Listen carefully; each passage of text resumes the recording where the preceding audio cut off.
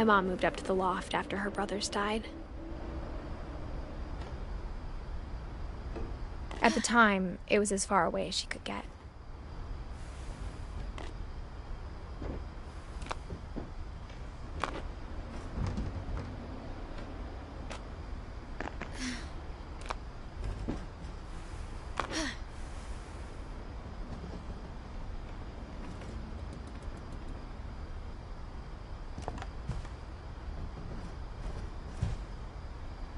Religion was another thing my mom never talked about, but I think it helped her a lot after her dad died.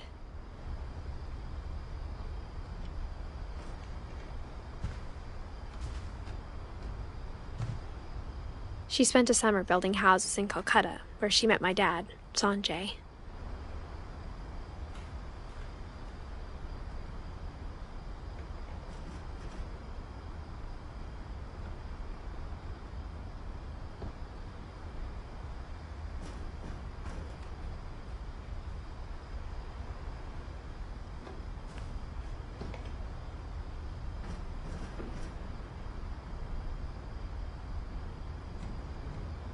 My mom moved to India a week after graduation and got a job teaching English.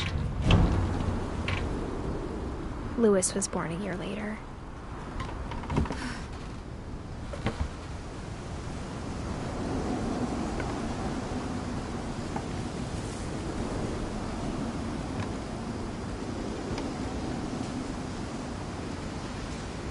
When my dad died, I don't think Mom knew where else to go.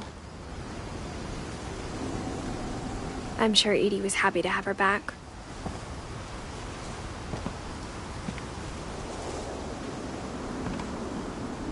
And to see kids in the house again.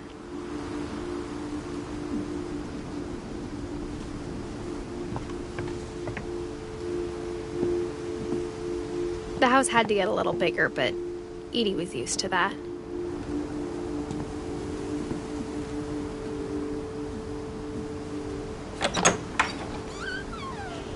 And for a while, things were good, almost normal. But it didn't last.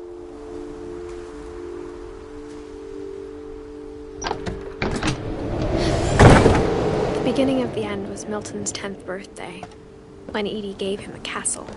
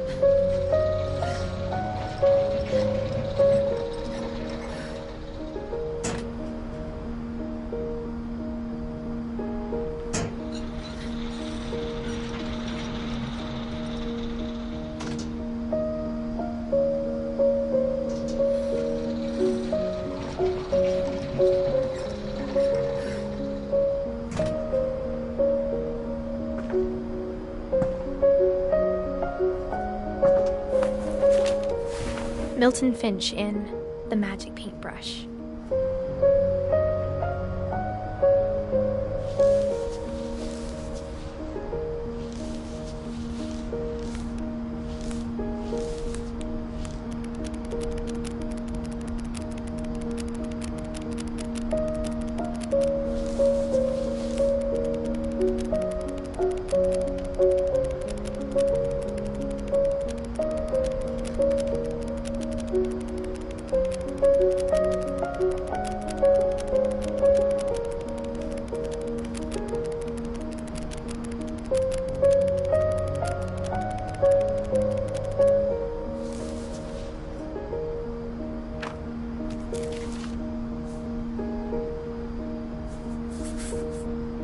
I was 4 when Milton disappeared.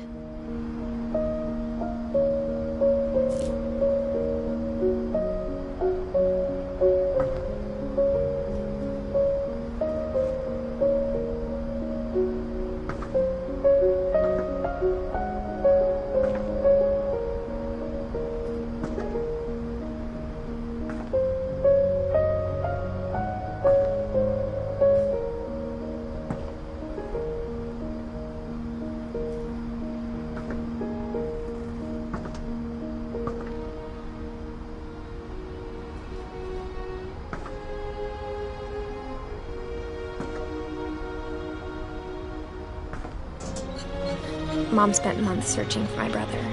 Then she sealed the doors.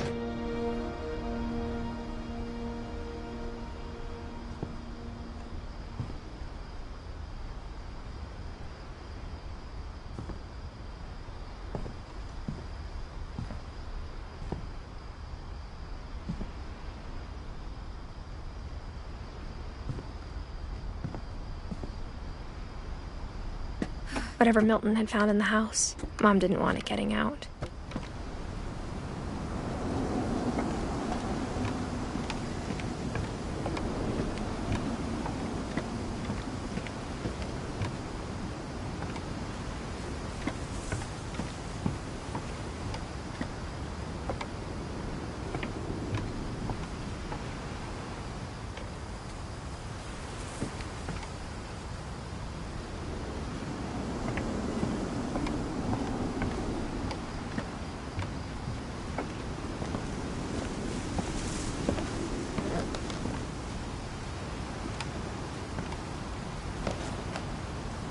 Mom definitely blamed Edie, but I think Louis blamed himself.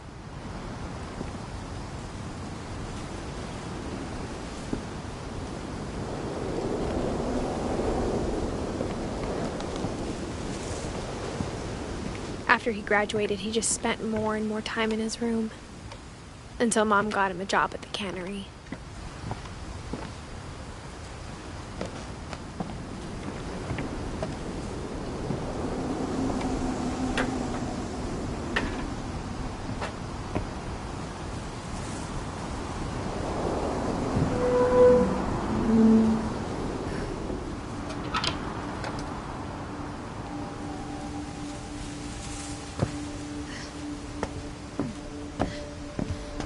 Louis's room smelled very, very familiar. That part of him lived on.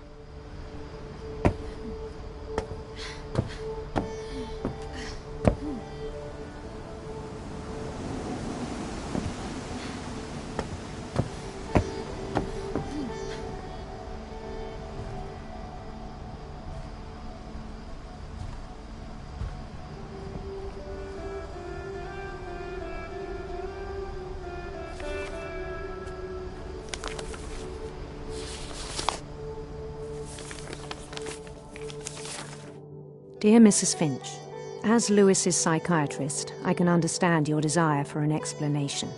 As I see it, the trouble began in January, shortly after we convinced your son to seek treatment for substance abuse. Newly sober, I believe Louis first noticed the monotony of his daily life.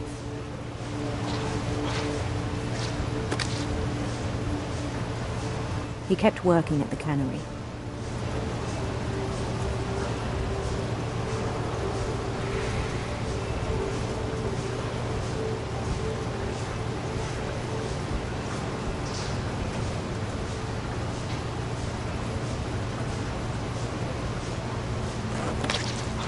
But he withdrew part of himself.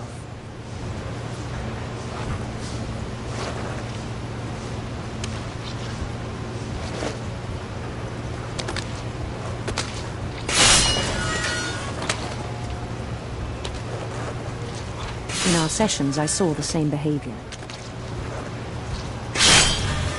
His mind began to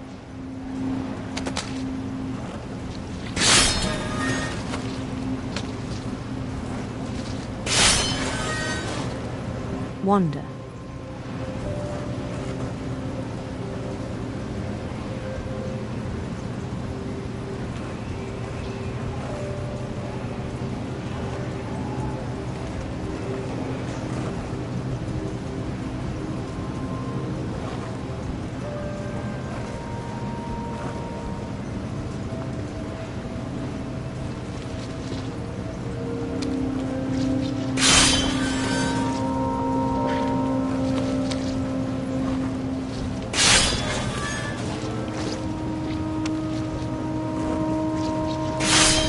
I asked him to describe it.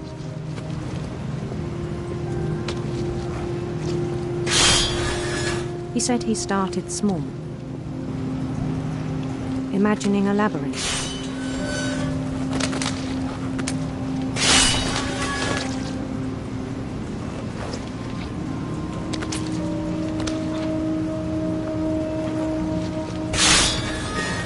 He'd feel his way about.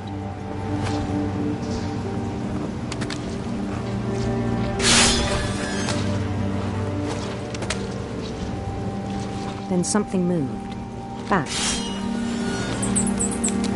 And toads.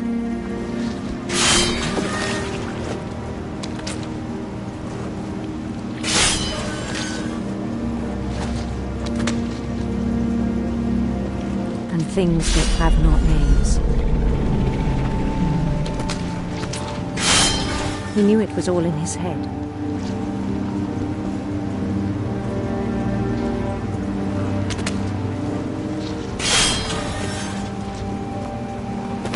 He took it very seriously. I had hoped he'd find himself.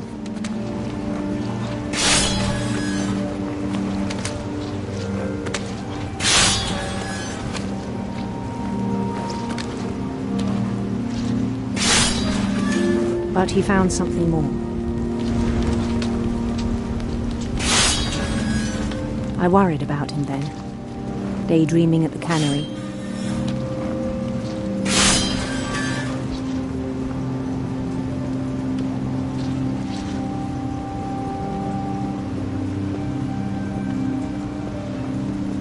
I spoke with his boss. But he said Lewis had become a model employee. Methodical, tireless, focused.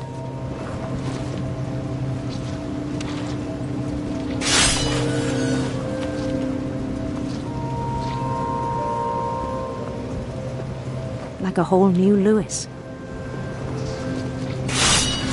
So I let him go on.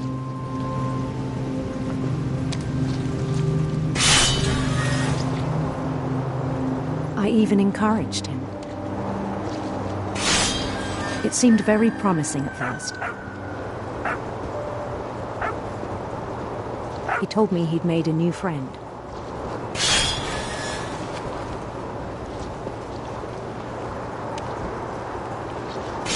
On the edge of a city he named Lewis Topia.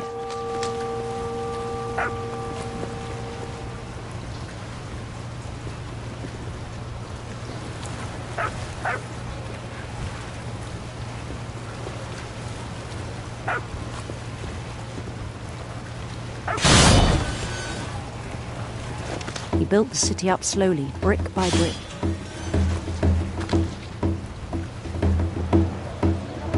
Then he made musicians.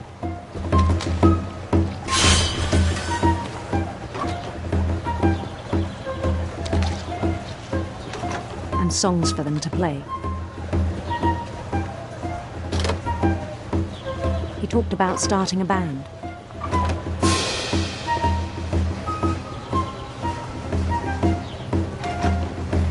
And he was always humming something. Every day his imagination grew stronger. He no longer spoke at the cannery.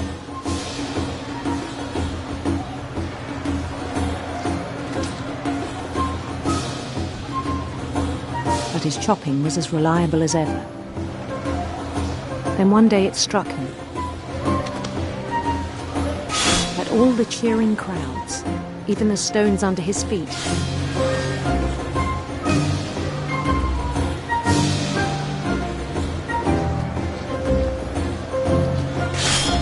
were all in his imagination, so he could do whatever he wished.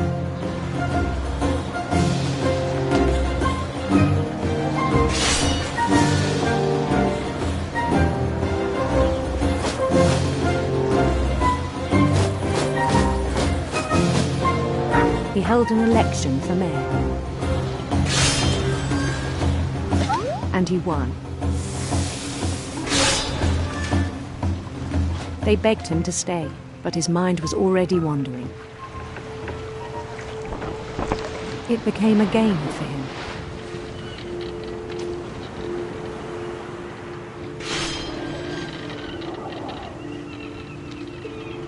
He'd conquer a city, then immediately push on.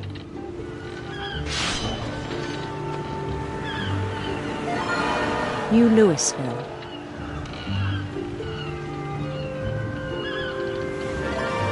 St. Louis.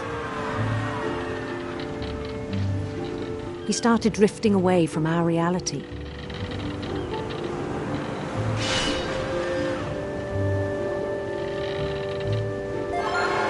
Minneapolis, until one day he forgot to go home from the cannery. Even as his mother pleaded with him, part of Lewis kept sailing on.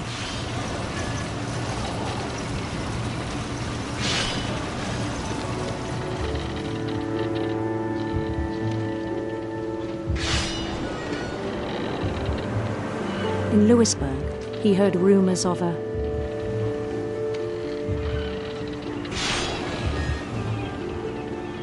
beautiful prince.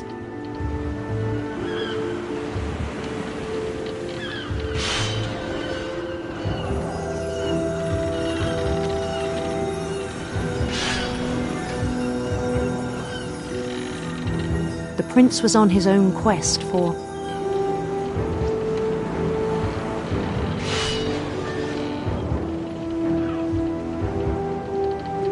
sinister serpents.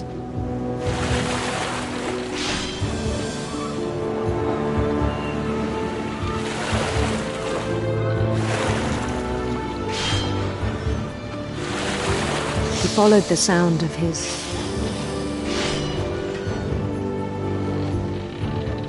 electric sitar.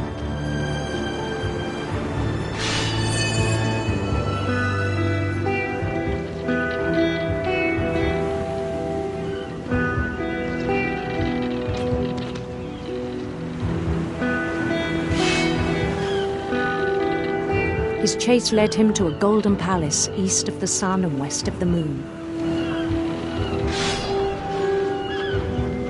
Even then, his logic remained sound.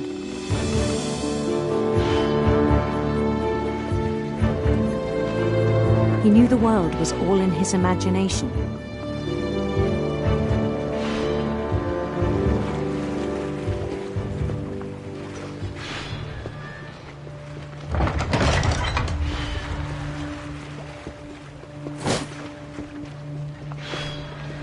But he was so proud of having created it.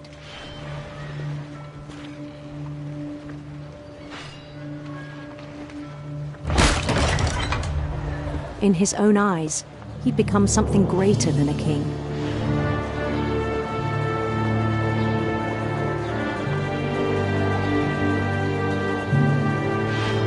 For someone who'd never known success in the real world, I think it was overwhelming. And then it struck him that the real Lewis was not the one chopping salmon, but the one climbing the steps of a golden palace.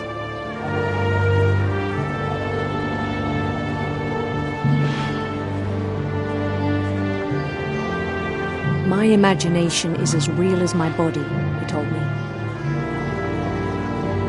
It was hard to argue with him.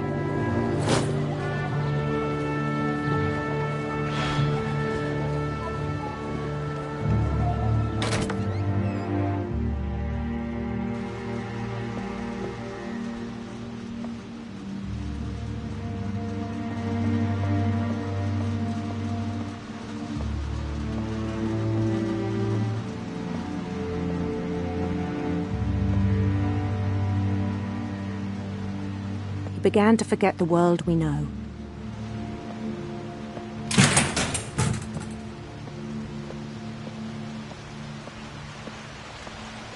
I think it pained him to remember Lewis, the cannery worker.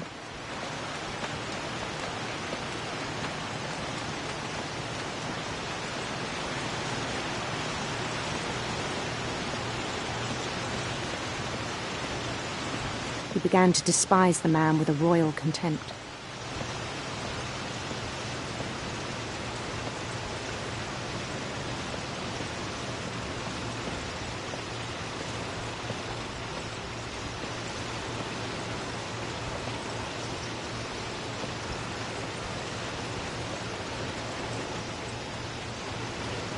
I still thought I could save him.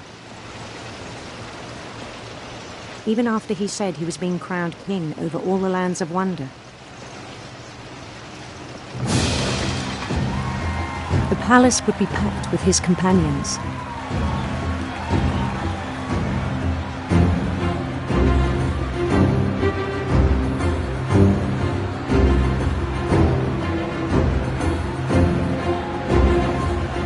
Including the wise Calico who'd insisted on advising him.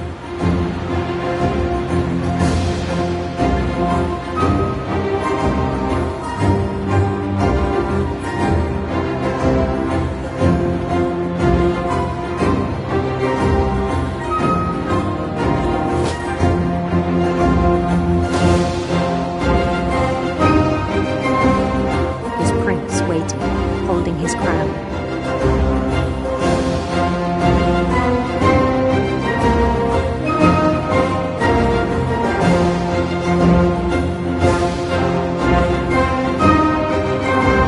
There was only one thing left to do.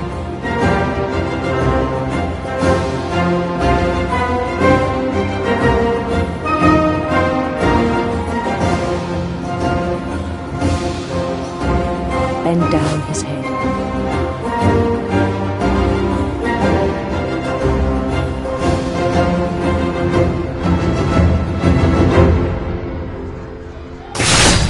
And the rest I think you know. Mrs. Finch, your son was a kind man who will be missed by all of us who knew him.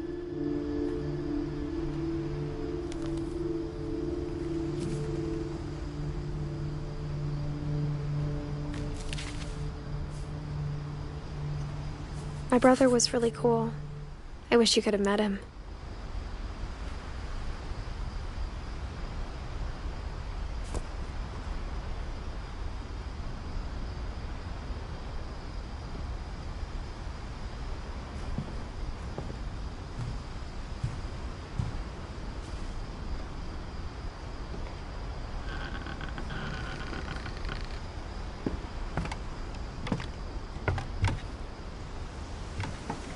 On the way back from Lewis's funeral, my mom told me to start packing.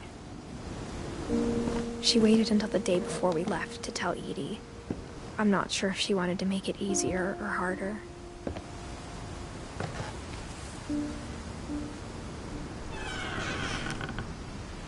I wish we'd stayed.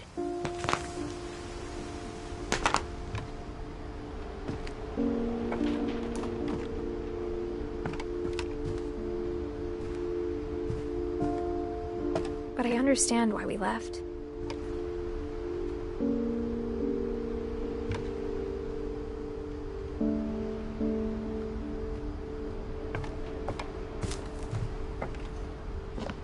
My mom ended up leaving everything behind.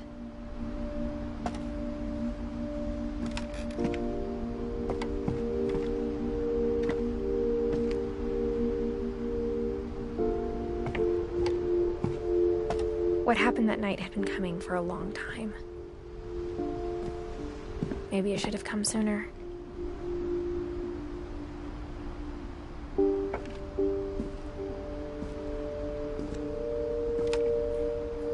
But it had to end one way or another. All that's left now is to tell you about that last night.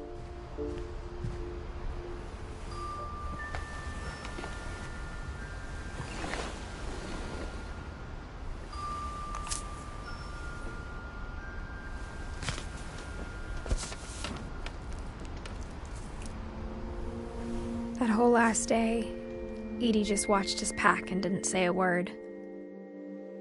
Until supper, when she raised her glass and said, "To our final night together, and all our final nights apart." Grandma, you know what I said about alcohol. Some of your medications are very Edith, specific. I left a present for you in the hallway. Why don't you go open it? The grown-ups have to argue now. I'm sorry, you're right. We're all leaving tomorrow. Let's just enjoy our last... I'm not leaving. Edith, you're excused.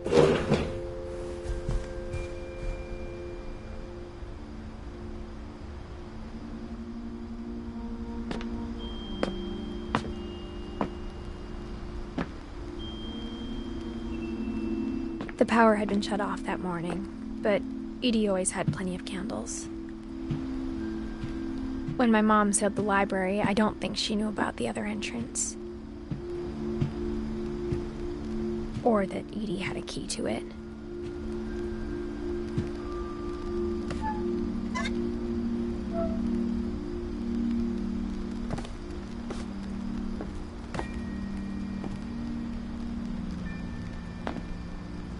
The thing you're afraid of isn't going to end when you leave the house.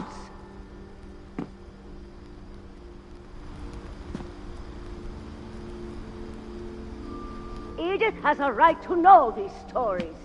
My children are dead because of your stories. I think it's best if Edith and I leave tonight. We'll have the nursing home send a van for you in the morning, okay? Dear Edith, there's so many stories I wish I could tell you, but there's only time for one. This is about what happened on the night you were born. That night, the tide went way, way out. It was the first and last time I ever saw the old house aground. There'd been an earthquake out in the middle of the ocean. They called it the lowest tide in 1,000 years. God, it smelled awful. You know, I've seen that house every day of my life.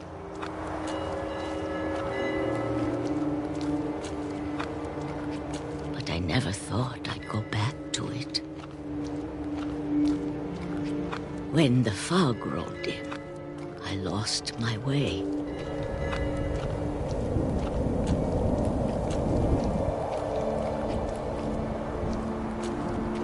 I got turned around.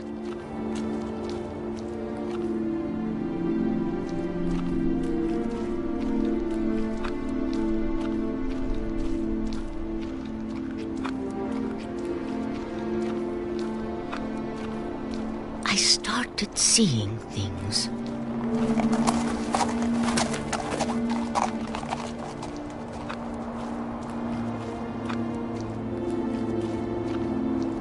Things I'd forgotten had ever existed.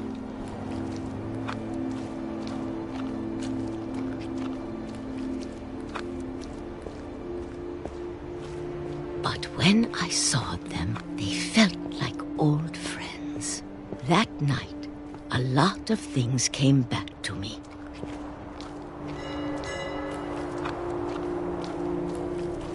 Or maybe I came back to them.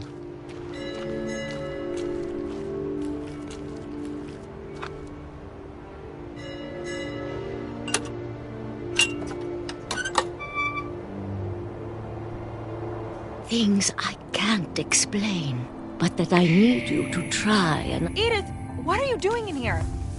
It's mine. Edith! Mom, you're gonna rip it! Let go! I kicked and screamed, but Mom dragged me to the car.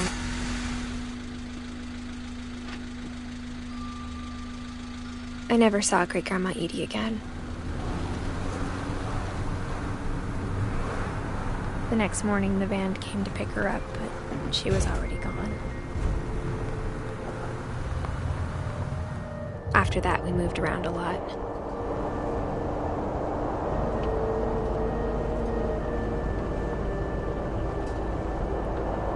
We both tried to make the best of it.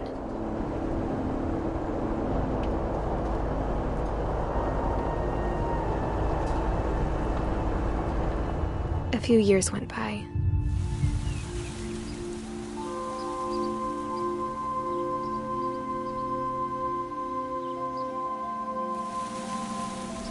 My mom didn't like to talk about it,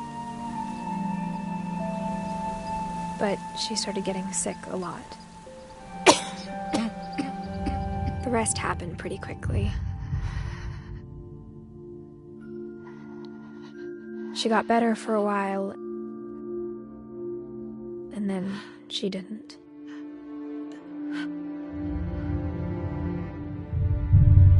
And then I was alone. The last Finch left alive.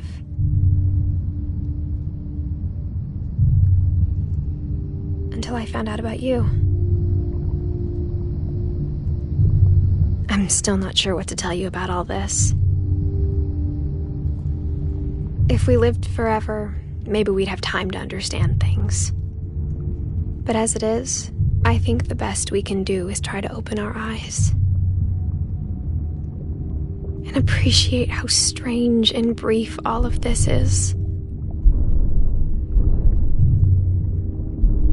This journal was supposed to be for you.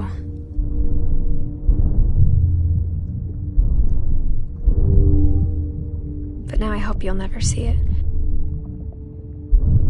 I just want to meet you and tell you all these stories myself. But I guess if you're reading this now, things didn't work out that way.